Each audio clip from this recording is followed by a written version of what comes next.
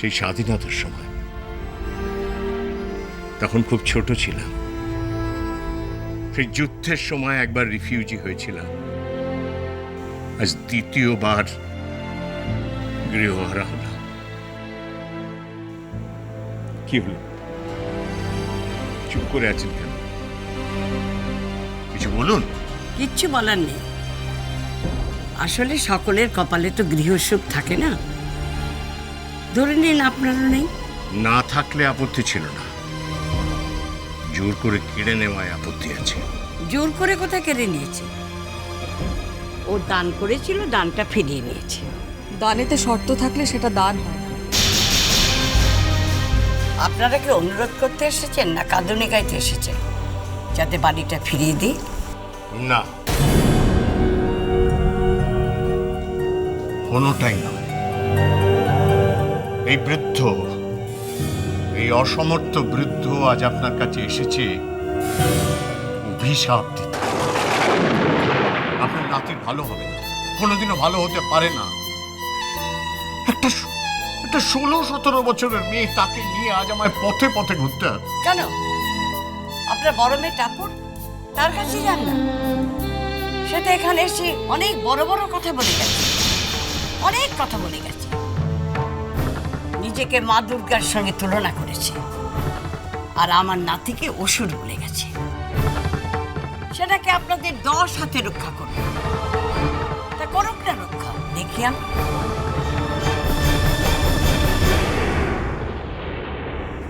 ওটাই আমার জীবনের সব থেকে বড় ভুল।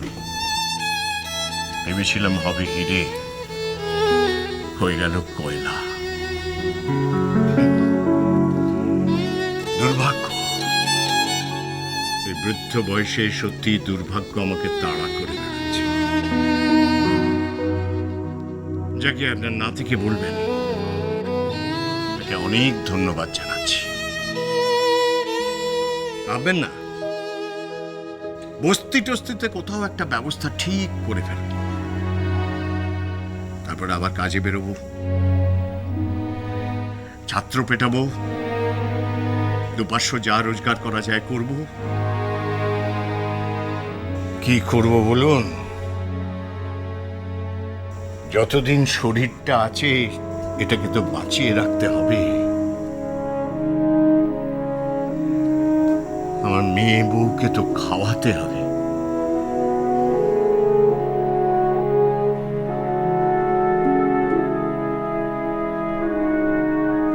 চলো। দাঁড়ান। কি?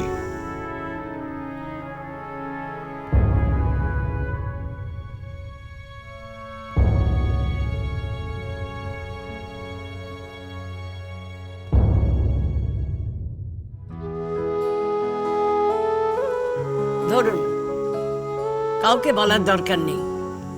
এতে পুরো 5,000 টাকা আছে। প্রত্যেক মাসে এসে নিয়ে যাবেন, ঘর ভাড়া পাবো। অনুশোচনা না প্রায়শ্চিত্ত? শেখর বাবু, জানি আপনার অনেক টাকা আছে, কিন্তু এই অর্থ ছোঁয়া পাপ। আমি জীবনেও ওই অর্থ ছোঁবো না।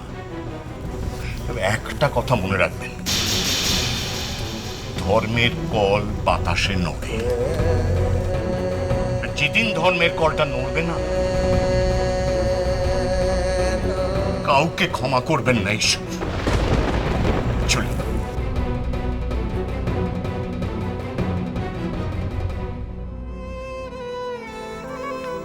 আমিও জানি গৃহহীন হওয়ার জ্বালা কি। আমার বাড়িও বাংলাদেশে ছিল।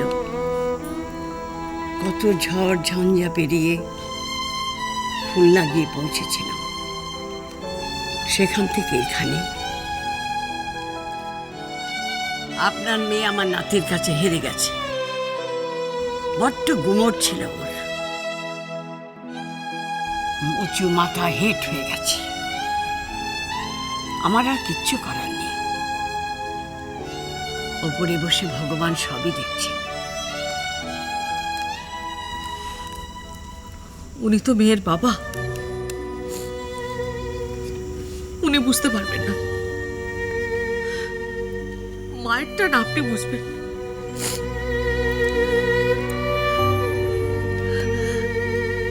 আপনি আমায় টাকাটা দিন, আমি আপনাকে ঠিক শোধ করে দেবো।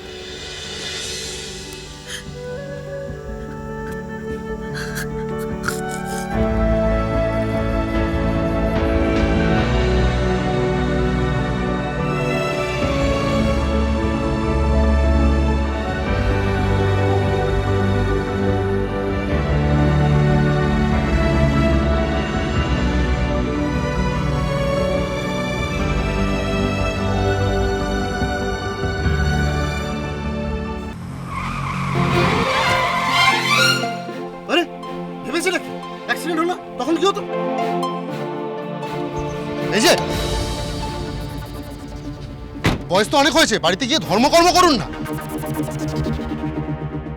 বাইরে আসতে কে বলে আপনাদের? ননসেন্স কতগুলো, দেখে চলতে পারেন না?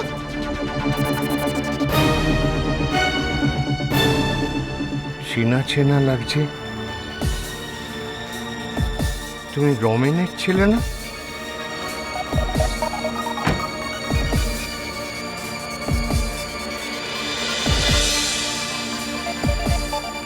চলো এখান থেকে, কোথায়? বাড়ি চলো। হ্যাঁ যাচ্ছি, কিন্তু তার আগে ওনাদের সরি বলো। কেন?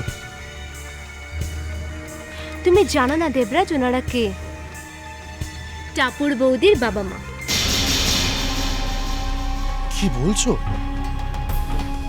হ্যাঁ একদম ঠিক বলছি। তাহলে টাপুর বৌদিমণি অনেক কিছু বাকি রয়ে গেল, এবার তো নতুন করে ভাবতে হচ্ছে। কি ভাবছো দেবরাজ? আগে ওনাদের সরি বলো, বলো। তুমি পায়েল না? হ্যাঁ আন্টি, আর ও আমার উঠবি, আই মিন ওর সঙ্গে আমার বিয়ে হওয়ার কথা।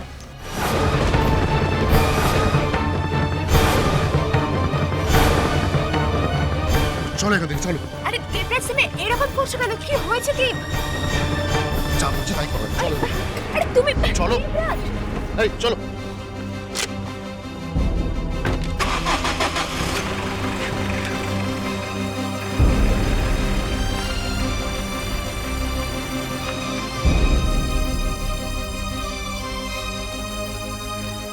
দেখলে কিরকম পালিয়ে গেল। পালাবি তো, চোরের মায়ের বড় গলা। তাহলে রমেনের ছেলে হচ্ছে টাপুরের নন্দায়, কালকেতে কুমির আনছে। কি সর্বনাশটাই এবার হয় সে না চৌধুরী পরিবারে দেখো। ভাগো এই কথাগুলো মেয়েকে বলবে না। না, টাপুরের মুখ দেখাও পা। চলো। কোথায় যাব? টিকলির এক বন্ধু একটা বাড়ির সন্ধান দিয়েছে, সেখানেই তো যেতে হবে। 3 মেয়ের গর্বিত পিতা মাতা আমরা।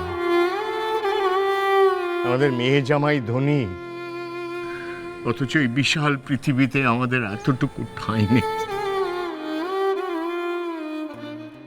চলো।